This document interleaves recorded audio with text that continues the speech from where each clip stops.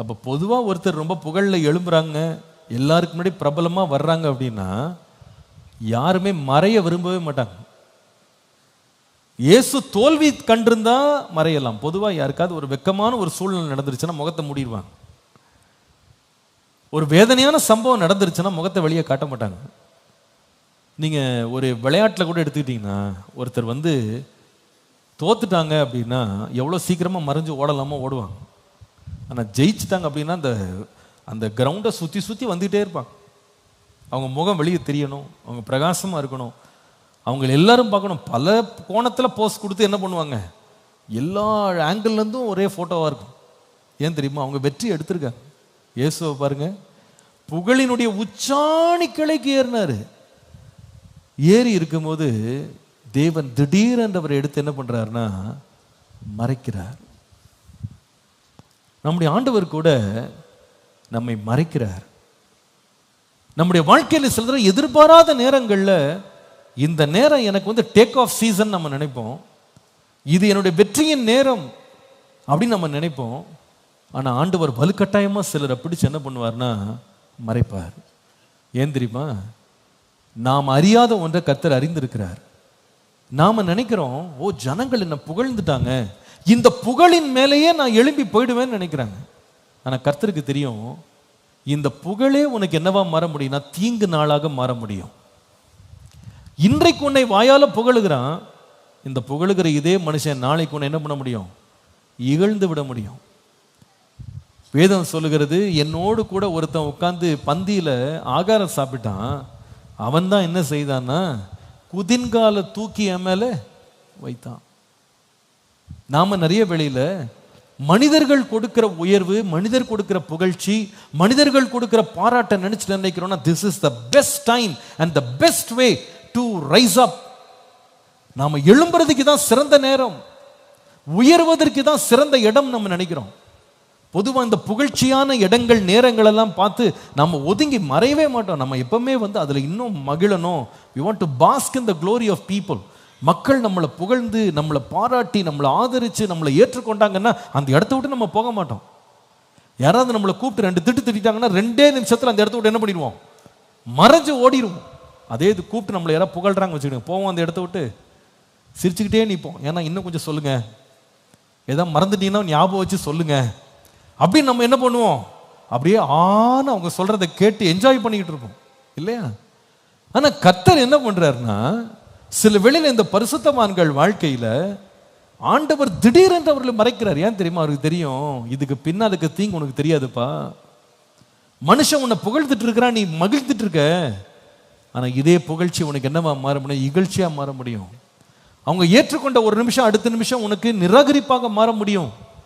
ஏனென்றா இந்த மகிமை எதனால வருது, நான் மனுஷனால வருது.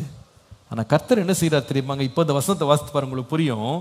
27ஆம் சங்கீதம் 5ஆம் வசனம் பாருங்க. தீங்கு நாளில், வாசிங்க எல்லாரும் சேர்ந்து, தீங்கு நாளில் அவர் என்னை தம்முடைய கூடாரத்தில் மறைத்து என்னை தமது கூடார மறைவிலே ஒளித்து வைத்து என்னை கன்மலையின் மேல் உயர்த்துவார். அல்லேலூயா. அந்த இடத்துல உயர்வேன்னு எழுதப்படலை, கர்த்தர் உயர்த்துவா. ஒரு ஆமேன் சொல்லுங்க. கர்த்தர் உயர்த்துவா. அப்ப கர்த்தர் எதற்காக கூடாரத்து கொண்டு போறாரு, எதற்காக மறைவெடுத்து கொண்டு போறாருன்னா, எப்பா மனுஷன் கொடுத்த புகழ்ச்சியில் அப்படியே மேலே போயிடலாம் நினைக்காத, அப்படியே தூக்குற மாதிரி தூக்கி என்ன பண்ணுவான், பொத்துன்னு போட்டுருவான்ப்பா. புகழ்ற மாதிரி புகழ்ந்து இகழ்ந்துருவான். உன்னை பாராட்டுற மாதிரி பாராட்டி அப்படியே உன்னை பரிகாசம் பண்ணிடுவான். உனக்கு ஒரு தீங்கு நாள் வருதுன்னு உனக்கு புரியாம நீ இந்த உலக புகழ்ச்சியில, மனுஷ புகழ்ச்சியில நீ மிதந்து கொண்டிருக்கிற. உண்மையான உயர்வும் புகழ்ச்சியும் எங்கே வருகிறது என்றால் கர்த்தராலே வருகிறது. ஹல்லேலூயா. கர்த்தர் கூடாரத்தில் மறைப்பது எதற்கென்றால் இந்த புகழ்ச்சி மனுஷனால் அல்ல, கர்த்தராலே வருகிறது. 75ஆம் சங்கீதம் 4 முதல் 7 வசனங்களை பாருங்களேன். ரொம்ப அருமையாக இந்த காரியத்தை அழகா ஆண்டு விளக்கி இருக்கிறாரு. வீம்புக்காரரை நோக்கி வீம்பு பேசாதேங்கள் என்றும், துன்மார்க்கரை நோக்கி கொம்பை உயர்த்தாதிருங்கள் என்றும் சொன்னேன். உங்கள் கொம்பை உயரமாய் உயர்த்தாதிருங்கள், இருமாப்புள்ள கழுத்துடையவர்களாய் பேசாதிருங்கள். ரொம்ப அருமையா இருக்கு. 6ஆம் வசனம் பாருங்க. கிழக்கிலும் மேற்கிலும் வனாந்தர திசையிலும் இருந்து ஜெயம் வராது. இங்கிலீஷ்ல ஜெயம் என்ற வார்த்தை கொடுக்கப்பட்ட வார்த்தையை பாருங்க, எக்ஸால்டேஷன். உயர்வு எங்கிருந்து வராதுன்னா கிழக்கிலிருந்து வராது, மேற்கிலிருந்து வராது, வனாந்திர திசையிலிருந்து வராது. தேவனே நியாயாதிபதி. 7ஆம் வசனம், தேவனே நியாயாதிபதி ஒருவனை தாழ்த்தி ஒருவனை உயர்த்துகிறார். ஒரு நல்ல ஒரு ஆமேன் சொல்லுங்க. ஹல்லேலூயா.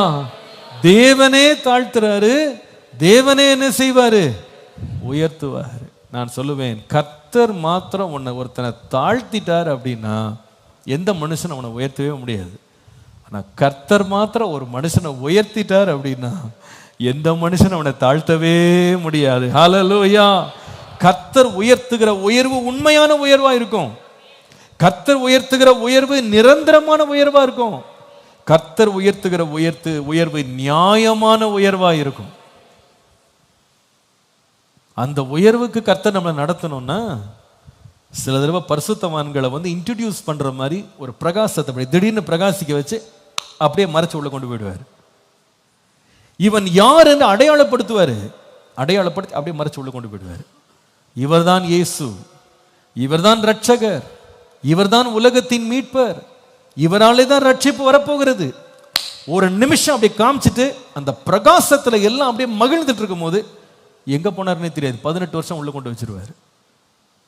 கூடாரத்தில் ஒளிப்பார், கூடாரத்தில் மறைப்பார், பின்பு தேவன் ஏற்ற காலத்தில் உயர்த்துவார். ஹல்லேலூயா, ஹல்லேலூயா. உங்க வாழ்க்கையில் ஒருவேளை பாஸ்டர் திடீர்னு ஒரு அக்செப்டன்ஸ் மாதிரி இருந்துச்சு பாஸ்டர், திடீர்னு ஒரு பிரகாசம் என் லைஃப்ல வந்த மாதிரி இருந்துச்சு, திடீர்னு என்னை கூப்பிட்ட மாதிரி இருந்துச்சு, திடீர்னு என்னை ஏற்றுக்கொண்டது போல இருந்தது, திடீர்னு எனக்கு ஒரு புகழ்ச்சி கிடைச்சது. ஆமா, அடுத்த நிமிஷம் பார்த்தா அது இல்லையே பாஸ்டர், எப்படி எங்க காணாம போச்சு, எங்க மறைஞ்சிட்டேன் நான். பயப்படாதீங்க, கர்த்தருக்கு தெரியும். நீ யார் என்று அடையாளப்படுத்த ஒரு நேரம் இருக்கு, ஆனா உன்னை உயர்த்துறதுக்கு இன்னொரு நேரம் இருக்கு. ஹல்லேலூயா. ஆண்டவர் அட்மிஷன் போடுறதுக்கு ஒரு டைம் இருக்கு, எக்ஸால்ட் பண்றதுக்கு ஒரு டைம் இருக்கு. அட்மிஷன் போடும்போது முகத்தை காட்டுவார், இதான் என் பிள்ளை, இதான் என் கேண்டிடேட் அப்படின்னு காட்டுவார். காட்டிட்டு இப்போ இதை பார்க்க வேணாம், இன்னும் கொஞ்ச நாள் கழிச்சு பார்ப்பீங்கன்னு கொண்டு போய் உள்ள என்ன பண்ணுவார்னா மறைச்சு வச்சிருவார். ஆனால் மறைக்கிறது எதுக்குன்னா ஒழிக்கிறதுக்கு இல்லை, மறைக்கிறது உயர்த்துறதுக்காக. ஹல்லேலூயா. ஏற்ற காலத்தில் அவர் நம்மை உயர்த்தும்படிக்கு அவருடைய பலத்த கைக்குள் என்ன செய்யுங்க, ஒரு ஆமீன் சொல்லுங்க பாப்போம். அவருடைய பலத்த கைக்குள் அடங்கி இருங்க. ஏனென்றால் நம்முடைய தேவன் உயர்த்துகிற ஒரு நேரம் இருக்கிறது, தேவன் தூக்குகிற ஒரு நேரம் இருக்கிறது. ஹல்லேலூயா. அந்த காலம் வந்து கொண்டிருக்கிறது, விசுவாசிங்க. கர்த்தரை உயர்த்துகிறவர் புழுதியில் இருந்து தூக்கி விடுவார், குப்பையில் இருந்து உயர்த்திடுவார். புழுதியில் இருந்து தூக்கி விடுவார், குப்பையில் இருந்து உயர்த்திடுவார். பிரபுக்களோடும் ராஜாக்களோடும் உட்கார செய்பவர். ஓ பிரபுக்களோடும் ராஜாக்களோடும் உட்கார செய்பவர். இஸ்ரவேலே, இஸ்ரவேலே, கர்த்தரை நம்பு, கர்த்தரை நம்பு, கர்த்தர்